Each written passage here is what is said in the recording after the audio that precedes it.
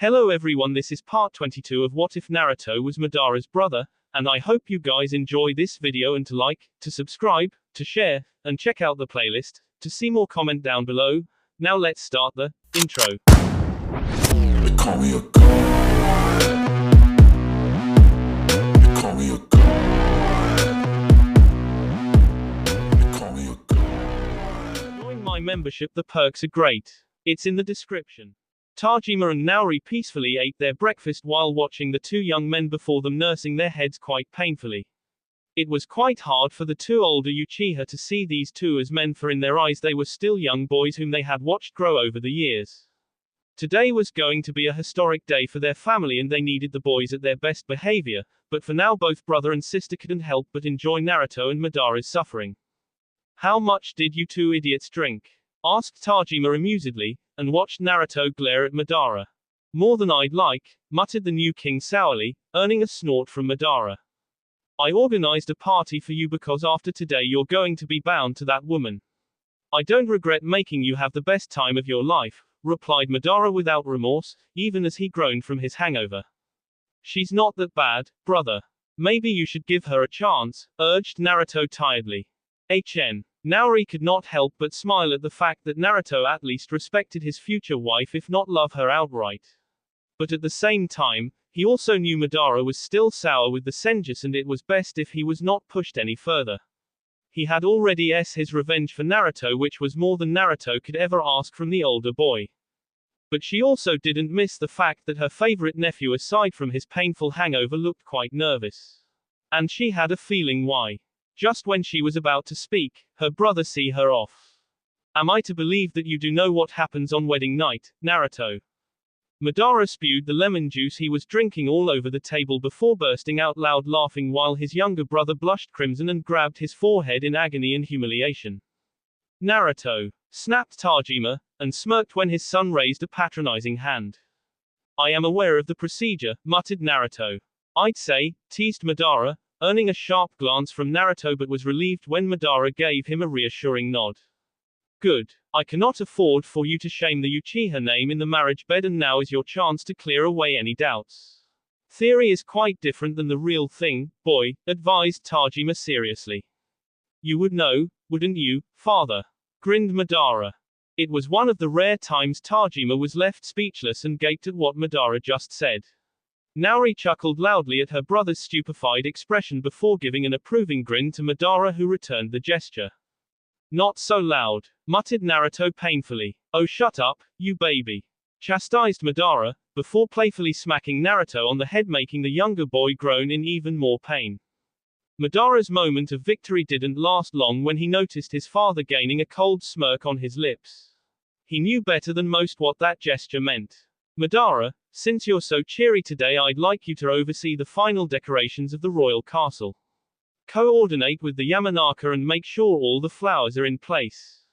Naori howled in laughter when Madara cried out in horror and even pleaded with his father to make him not do that dreadful work. Unfortunately for the wild dragon, his brother had similar thoughts. "The king insists," said Naruto with a savage grin. "F you," cursed Madara. "Care to repeat that again?" asked Tajima a little too calmly, making Madara gulp and lower his head in defeat. Naruto could not help but smile as he watched his family sit together and enjoy for the first time in years. Such a phenomenon would never have happened if the war had gone on. But most of all, he knew these three had given up a lot for him. "I am glad you are all here today," said Naruto honestly with a smile. "Wouldn't be good if I miss your wedding with the Senju," mocked Madara, but the smile on his lips was enough to show Naruto that despite his reservations about this union, Madara would have his back just as he always had. The king got up from his seat and approached the eldest members of their family. Despite his painful headache, he knelt before them and took each of their hands in his own. He could only imagine what kind of tragedies these two had borne together. The death of Naruto's own brothers haunted him to this day. But these two had watched so many of their siblings be torn apart in ways worse than Naruto's brothers ever had. They watched their parents' painful and miserable deaths, their people almost fall apart. Yet both Tajima and Naori, despite their pain and hatred, had given up everything for him. Words would never suffice how indebted he was to these two, but he felt he had to do this regardless. "Thank you," said Naruto sincerely. Naori cupped his cheek and placed a warm kiss on his forehead before looking into his eyes. I wish you all the happiness in the world, Naruto. I hope you find the peace you deserve with Tsunade, said Naori happily. Tajima merely placed his other hand on Naruto's shoulder and looked at his son with a firm but proud gaze. Uchiha are loyal to their own. The Uzumaki are not the only ones who value family above all else, answered Tajima frankly. I understand, replied Naruto with a smile, earning a nod from Tajima as the older man adopted a distant gaze in his eyes. I just wish your brothers could be here today, whispered Tajima sadly. Both Naruto and Madara were shocked on hearing what their father just said. Never once had Tajima talked about his sons to anyone, much less his own family, except for Naori. However, the unending sorrow that the man had kept at bay for years was finally visible for his sons to see. Tajima gave a weak smile and Naruto was stunned to see his father's eyes were moist. Before he could say anything, Tajima got up from his chair and hurriedly walked out of the room. Naori was about to follow her brother, but Madara gave her a reassuring nod before running after his father. Her gaze then turned to Naruto and the emotion in his eyes was clear for her to see. Guilt. Does this pain ever go away? Whispered Naruto, looking at this woman who could understand his suffering better than most people ever could. No, answered Naori gently but honestly. I often dream of them. Of what they would think of me now. Izuna had always loved me, Yashiro and Anabi were distant, confessed Naruto sadly. They were boys, Naruto. They didn't understand, consoled Naori, as she caressed his hair making him chuckle humorlessly. They were mean to me most of the time. I'd call them twin demons, but those same brothers nearly pummeled other boys to death when few of them tried to take my baby dragon toy from me. I asked them if I'd ever see a true dragon in my life. They laughed at me and said dragons don't exist anymore. When I started crying, Yashiro bonked me on the head and smirked before pointing at himself and calling himself a dragon. Anabi did the same. They had such stupid grins on their faces which made me laugh. They were angry and sad because Mother's giving birth to me, but they did love me, Naori. I know that now. I swear, I'll go to my grave thinking about the stupid grins on their faces and the god-awful howls as they tried to imitate a dragon's roar, whispered Naruto with a wistful smile. She embraced him in her arms and felt him shudder for a few moments before he managed to regain control over himself. Naori knew better than most what pain their family had endured, and yet Naruto had found it in his heart to forgive the Senjus. It could be said both Uchiha and Senju had each other in equal measures, but to her their family was not just but butchered in very cruel ways. The faces of her own lost siblings flashed before her eyes, followed by the faces of the various clan heads that now infested Naruto's court. Those men and women had also their own pains and grievances. All it would take to shatter this peace was Naruto's death.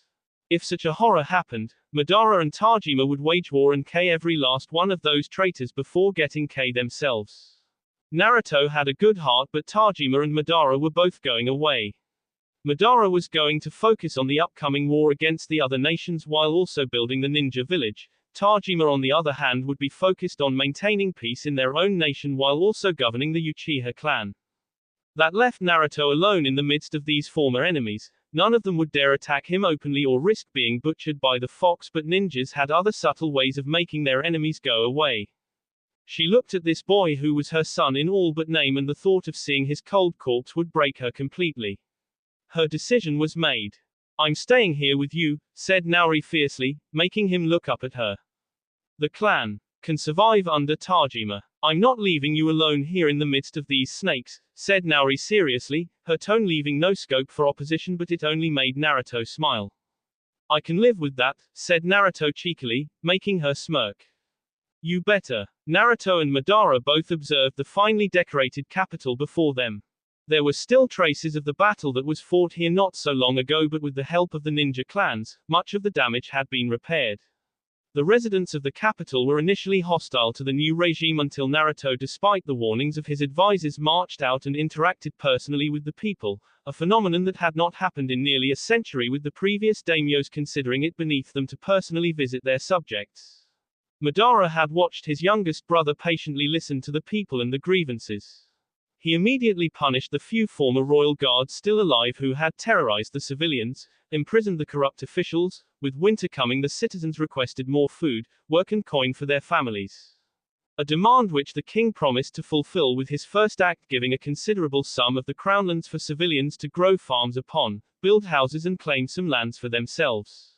The kindness didn't go unnoticed, and now the tales of Naruto the Good were spreading like a raging fire throughout the land of fire. To add further to the joy of the civilians, their king had organized a grand festival for them on the occasion of his marriage. Tonight, these poor and impoverished families would eat a feast they could have never imagined in their wildest dreams. They would get to share some good wine and be happy with their friends and loved ones. At first, Madara thought his brother to be more than lenient with people whom ninjas could pacify very easily. But as each day passed, he watched his brother's popularity grow to the point that now if anyone tried to take this city from Naruto, they would have to go through thousands of civilians loyal to their king. But right now the same king looked nervous. "What is it?" inquired Madara with a raised eyebrow. "I don't know if I can be the husband Tsunade wants me to be," confessed Naruto, making his brother snort in disbelief.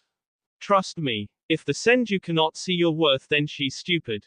You're more than what she deserves," assured Madara confidently. "I don't know, brother.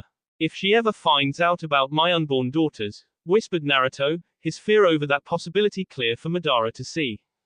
"We'll deal with it when we get there.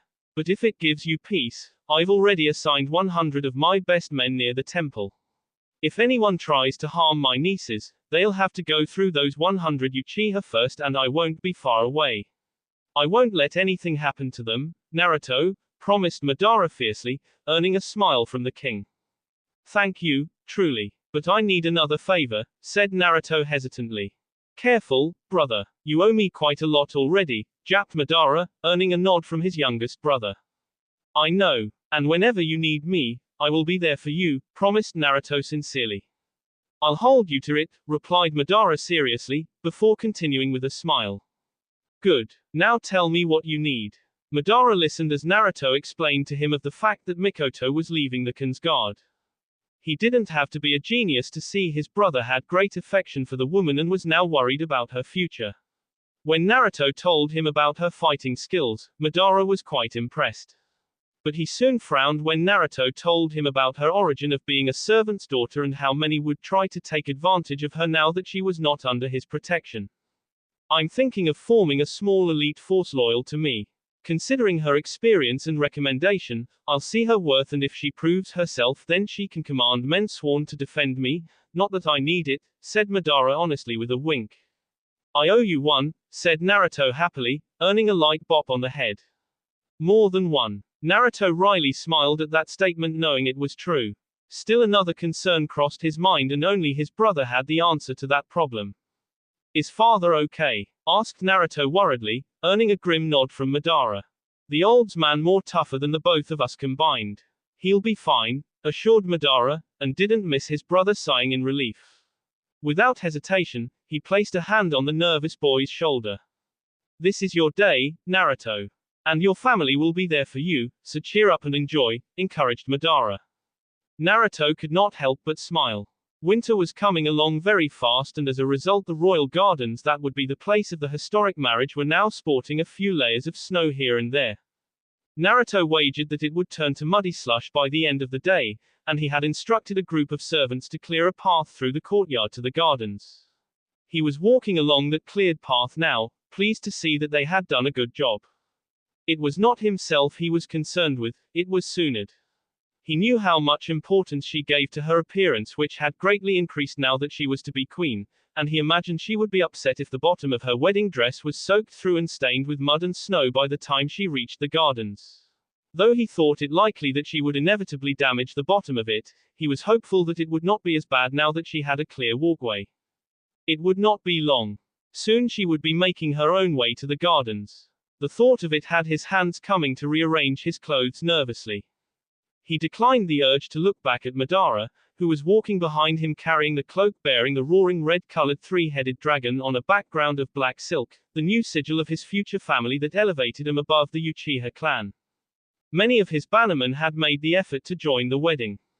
He had been expecting many to decline, and he was not offended when a few like the Shimura, Inuzuka and Yamanaka declined, and it was for the best considering this peace was still hard for those clans to accept. He only hoped that Tsunade would not be offended. Besides, every ninja lord would all have to meet her at the first gathering of the Royal Council tomorrow after the wedding, where he would formally announce the War of Conquest, and Naruto was confident that Tsunade would be able to make a good impression then. He had been unable to help liking her as days passed and started to enjoy her company. She was not a senju to him in anything but looks, and that he was more than happy to live with.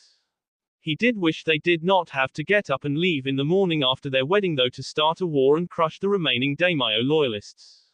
Once upon a time he imagined he would relish any chance he had to be away from her. Not now though. Now he looked forward to spending time with her and enjoying her company. Their strolls around the gardens had slowly become his favorite part of the day. He smiled wryly, knowing that when the snows fell thicker they would no longer be able to participate in that particular pastime. They had learned a lot about each other in the past week. Tsunade had taken upon herself to participate vigorously in the wedding preparations while he sorted out the royal court. In that time, he got to know she liked gambling, drinking, dancing, riding horses as well as katsuyu and sparring. She was no delicate flower and was a warrior through and through, a fact which he respected and admired. But there was also compassion in her heart which she brilliantly showed when she recommended him to offer the daimyo's prisoner daughters and wife to either join the Naruto clan as priestesses for the rest of their life or choose to marry any minor ninja lord of Naruto's choosing. Unsurprisingly, the entire family chose the option to live free than be saddled with men who overthrew their husband out of father. When that was done, Naruto swiftly the daimyo. Tsunade had been there and was surprised when Naruto carried out the sentence himself, unlike her brothers who always traitors and criminals with the help of special jailers. At the same time, Tsunade also pleasantly discovered that unlike most rumors that claimed Naruto to be a savage monster, he actually enjoyed reading stories on occasion and listened to bards. He was a pretty decent player of the flute and had made her cry with one of his songs. He also enjoyed spending time with his subjects and often made it a habit to visit them every day to interact with them personally. For the ninja lords he was the Dragon King, but for the common folk he was Naruto the Good. He also liked eating new foods but was terrible at drinking, a fact for which she teased him endlessly much to his embarrassment. Naruto tore his mind from those thoughts as he finally entered the gardens, noting that all those attending were already present, besides Tsunade and her brothers of course. He strode towards the holy tree to take his place, seeing his family lined up nearby as he came to a halt.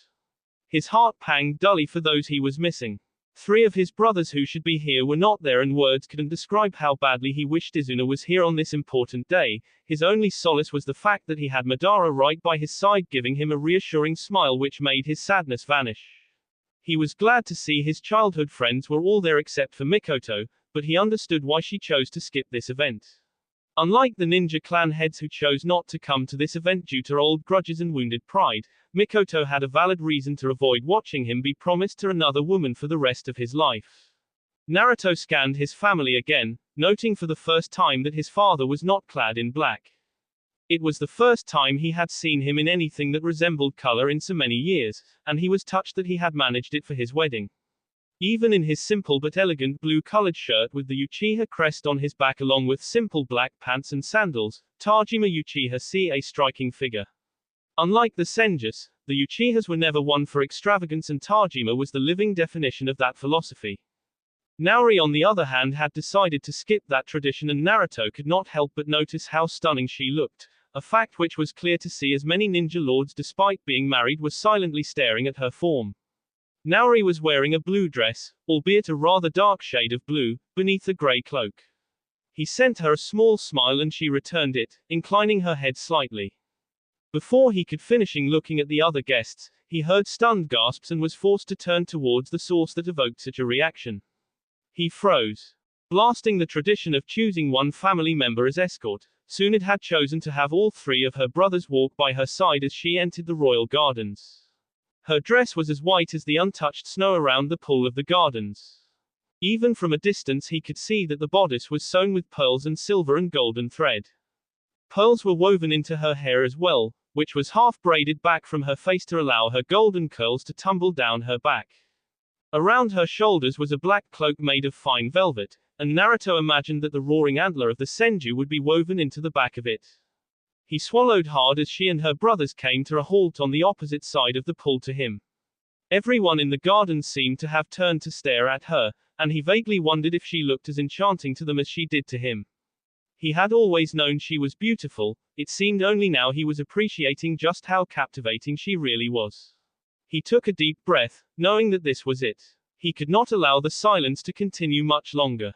Thankfully, the Senjus had reluctantly agreed to carry out the marriage in the old ways followed by the Uchiha. It was a good decision because Tajima would never allow any of his sons to be married in a temple of gods whom he considered false and blasphemous. At the same time, the Senjus had made clear they would not appreciate to marry their only princess in front of the old gods of the Uchiha. It was another one of the cultural differences between the two former enemies despite the fact that they were once a part of the same family.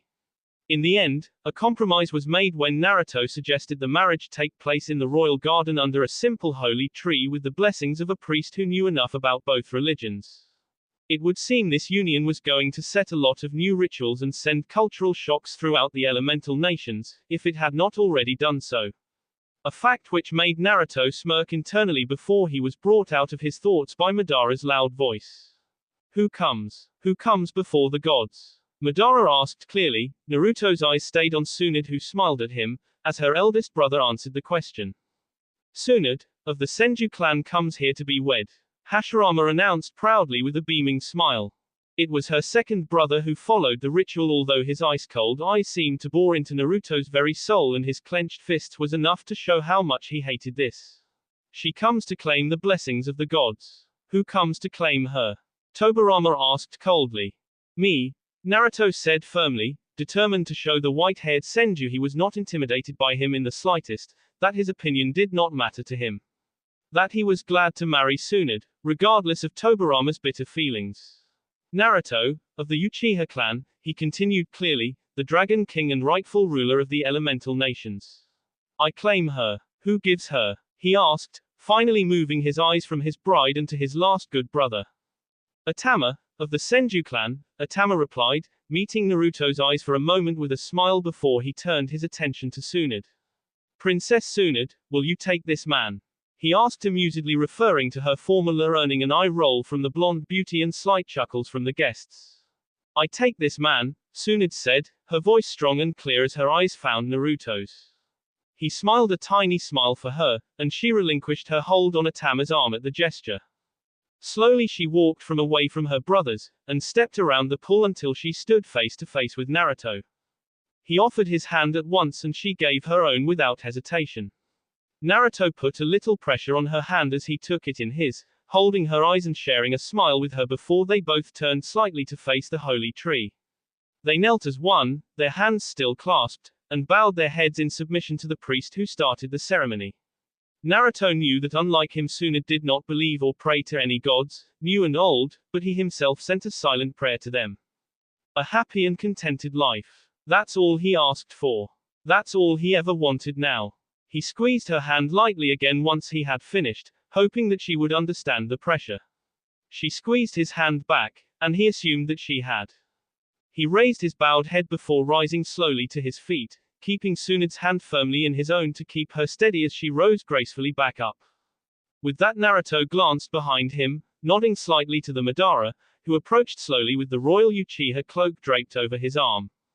Naruto turned his attention back to his bride, moving his fingers to the clasp around her neck. He could feel her warm breath on the back of his hand as he unfastened her maiden's cloak from around her and slipped it away from her shoulders.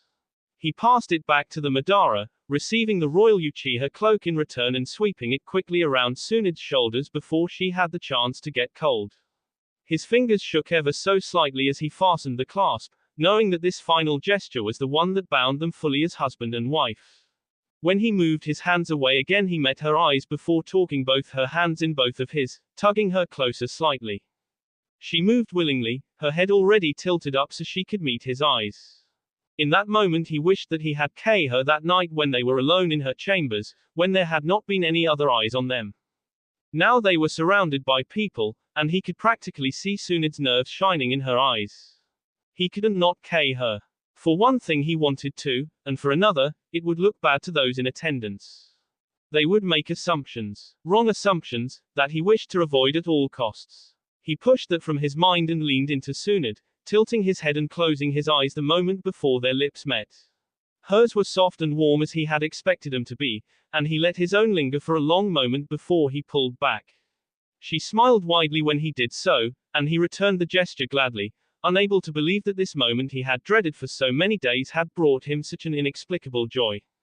It's gorgeous, really, but I could not have another bite, Sunad protested, raising her hands up to stop Naruto from tempting her with another forkful of raspberry and cream tart. Are you certain I cannot persuade you? He asked her teasingly, and she shook her head determinedly. No, you cannot, not in this matter at any rate, she answered him, and he chuckled, laying the fork back down against his plate before contemplating his new wife. She had discarded her cloak due to the heat in the dining hall, and the unblemished skin of her arms was teasing him through the delicate lace of her sleeves. He was so busy admiring her that he didn't notice that she was no longer occupied with sipping from her wine glass. She cleared her tea slightly, and he snapped his eyes up to meet her amused gaze. Admiring the lace, she arched that one brow, and he smiled sheepishly. Something like that, he muttered, holding her eyes for a moment before he turned to pick up his own glass. It's been dark for rather a while, Sunad mused quietly as he sipped down the sweet wine. Indeed, he agreed with her after he swallowed his mouthful. I wonder when, she hesitated, when the call will come for us to leave, she finished, and Naruto moved his hand to lay across hers. I will not allow anyone to accompany us to our chambers and risk having them embarrass either of us, he soothed her, rubbing his thumb against the back of her hand. What do you mean? She turned to frown at him. I mean I will not have you teased, with the men and women ogling at you. I won't allow it, you're my queen, he explained, we will retire when we are both ready. From that I can only assume that you are waiting on me, she smiled rather wickedly at him, and he narrowed his eyes at her. And will you keep me waiting? He asked her softly, leaning in slightly closer to her. No, the simple word sounded like magic, and Naruto's eyes could see the quickening of her breathing in the way her bodice rose and fell more rapidly. Then will you allow me to escort you to our chambers? He asked, his voice barely more than a whisper. Yes, she breathed back, that one word making his pants feel uncomfortably tight. Gods, he had been far too long without a woman. Looking at Sunad, however, had him certain that his patience would be well rewarded. Slowly he pushed back his chair and rose up to his feet, offering her his hand. She took it, rising up to her own feet. At their action the dining hall seemed to pause, and Naruto swallowed hard, knowing he would have to address them. The queen and I are retiring for the night, Naruto declared, knowing it was already close to early morning. The feast and celebrations had gone long into the night, with all clan heads and other leaders actually enjoying themselves to fine wine, delicious food, and exotic women whom Naruto had to reluctantly acquire for their amusement. Feeling Sunad add pressure to his hand at his words gave him the courage to finish his addressal. Please, in our absence continue to feast, drink and dance until whatever hour you choose. A cheer went up at his words, and there was the distinct clanking of many tankards and glasses. He saw his friends giving him amused grins, with Madara and Nauri being the same. Tajima gave a brief nod, but the small smile on his lips was all the assurance Naruto needed from his father. Hashirama had far too many drinks and was already passed out. Atama was busy watching the exotic dances but did give them a nod, but if previously Tobirama looked cold, right now he looked unlike the other guests. The sour man had not enjoyed himself and sulked in a corner despite Sunad's best attempts to cheer him up. Naruto could still remember the few words Tobirama had said to him when he managed to corner him away and when Sunad was not looking. Tobirama had looked at the drunk clan heads before giving Naruto a cold look. King Naruto, you'll be fighting their battles and grudges forever. I wish you good luck. Those words had hit a nerve with Naruto, and if not for the fact that Tobirama was Sunad's brother and quite dear to her, he would have been more than willing to throw the bitter man in the dungeons. Maybe it was best if he kept an eye on him, an endeavor in which Tobi Shimura would prove greatly useful considering the man's utter contempt for Tobirama, as the Senju had K2 of the Shimura clan heads brothers in the war. He felt Sunad's worried gaze staring at him, which made him dismiss those dark thoughts and give her a reassuring smile. It was better if she didn't know about her brother's attempts to ruin their wedding with his bitter attitude. Naruto pulled Tsunade away from the high table and off the dais, skirting the edge of the dining hall rather than leading her through the middle of the throng of people. Her hand was holding on tightly to his, but he did not complain of the pressure, knowing that she was likely nervous. He himself was nervous, having never taken a senju into his bed before. The last thing he wanted to do was hurt her, but he knew well enough that he would not be able to prevent all of her discomfort. It had been a surprise to him when she revealed to him that she had not been with any man before. Considering how beautiful she was, he found that hard to believe, not that it bothered him. It would be hypocritical of him, but the sincere look in her eyes was enough to make him believe her. In the end, he could not deny he felt happy to be her first and was determined to make it as bearable as possible. That was about as much as he could promise. After the first time he could promise her pleasure, his time with Shizuka and Mikoto had taught him the best ways to satisfy a woman. He almost shuddered with desire, thinking of manipulating Tsunade's glorious body in any number of ways. How he longed to have her shaking beneath him, clenching tightly around him and crying out her relief to the gods. Damn it all, his pants really were unbearably tight now, and they were not even halfway up the stairs. He quickened the pace slightly, hoping that Tsunade would not be offended by his eagerness. With every step he reminded himself that he could not just remove her gown and ravish her as soon as they closed the door to their chambers. He had to be slow with her. Gentle. He had to be patient and reassure her that he was happy to go at her pace. This time, at least.